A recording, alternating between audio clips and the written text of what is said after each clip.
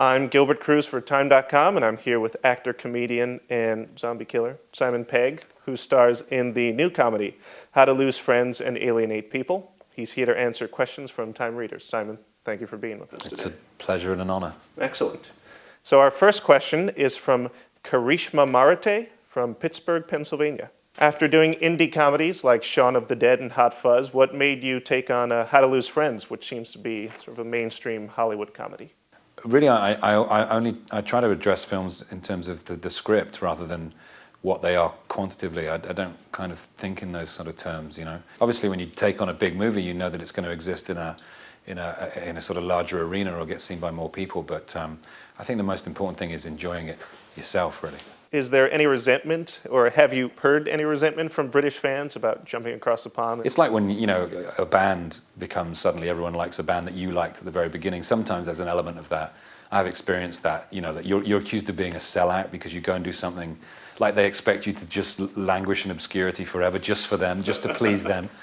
You know, it's like, you know, I think that's unreasonable. You know, you have to pursue what makes you happy, and you also have to pay your mortgage, and you have to kind of, you know, to be called a sellout is cynical, I think. Unfortunately, I haven't come in contact with that much at all. As I say, our kind of, you know, I like to call them friends, but for want of a better word, fans are very sort of supportive and get it. This next question, which is from Ian Cook in Baltimore, has to relate to Cookie. Spaced and I guess a couple of the Ricky Gervais comedies. He wants to know why all good British comedy shows seem to last for only 2 seasons. I don't know, I think it's like a curse in a way. It's like the curse of Fawlty Towers, we call it. I think, personally, I think Ricky and Steve shouldn't have quit after 2. I think it was silly. You know, I love that show, and I'd like to see more. I think the success of The American Office and how that's blossomed and those characters have evolved and over loads and loads of episodes just goes to show how much mileage was left there.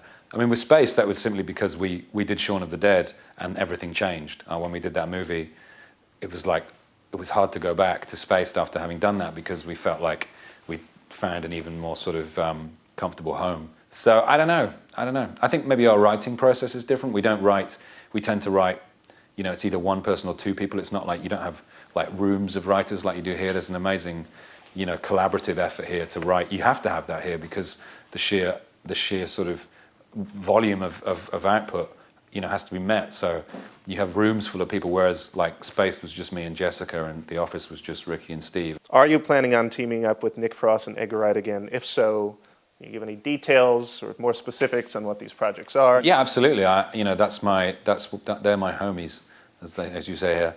They're my boys, and I want to continue working with them. So Nick and I have written a screenplay together. It's the first thing that we've actually written together that's come to fruition. We've written about 2 sitcoms that we've never really finished. You know, we just sort of, because like when Edgar and me write, Edgar's like the disciplinarian, I'm like the chaotic one. Nick and I are both the chaotic ones, so often we'll just go shopping, or we'll write a very good joke and take the rest of the week off because we feel like we've deserved it. Yeah, we've earned it. But what were the sitcoms? Just at it. Yeah, well, the sitcom, there was one called Magnetic Park, which was about 2 park keepers who worked in a park in London, which from the outside appeared to be just a regular city park, but on the inside was the size of Snowdonia. It was just a massive magical park where there were like lions and dragons and stuff. And also one called La Triviata, which was about a pub quiz team. But that's just something we're kicking around. There's too many, not enough hours in the day. Right, apparently not. What American movie genre would you like to parody next? We didn't really do it that way. I think we're kind of almost falsely perceived as doing that. Really? Yeah, because we didn't ever set out to parody zombie movies with Shaun of the Dead. We wanted to make a zombie movie. If anything, that film was a parody of romantic comedies. It's not, you know, the zombie element in that film is entirely serious. Right. We take Romero's canon and we apply it to a sort of twee romantic comedy set in London.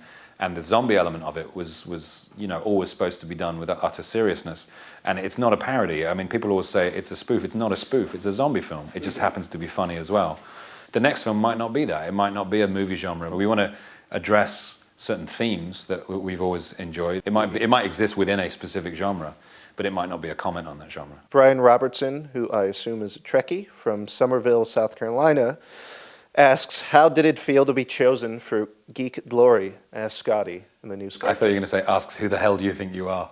I actually had to clean it up. That was the original question. It was an honor. It was an honor. And I received a text an email from JJ just saying, would you like to play Scotty? As I've said before, and I was quite shocked. I was not surprised at the reaction. I had a very, there were certain corners that were very positive and certain corners that were very apprehensive. And I completely get that. I understand, it's a precious thing and you don't want it in the hands of someone who A, doesn't appreciate it, or B, might seek to undermine it.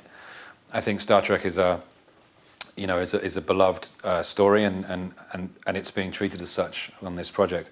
It's being done very seriously. It's not a pastiche. There's no attempt to kind of wink at the camera, and we all know that the 60s Star Trek was made for very little money, and those sets were quite sort of primitive in some respects. That's not funny. That's just the way it was. There's no point.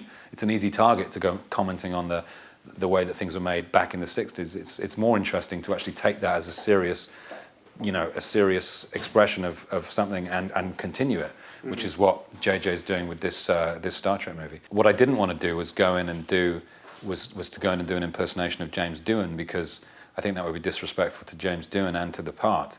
I think the most important thing for me was to go and to look at the part and say, okay, he's this and that, and I should play him as if I'd picked up this first of all, and but also always keep in mind that this is a role that belongs to a very capable, solid, wonderful actor, who created one of the most iconic science fiction characters of all time. Mark Hayner has the honor of asking our last question. He's from Lafayette, California. I love it. And Mark asks, if you were a zombie, who is the first person you would eat? Oh, I'm sure who would I eat? That's a very interesting, silly question. Well, if I'm a zombie, it would be the nearest person to me, so it would probably end up being my wife.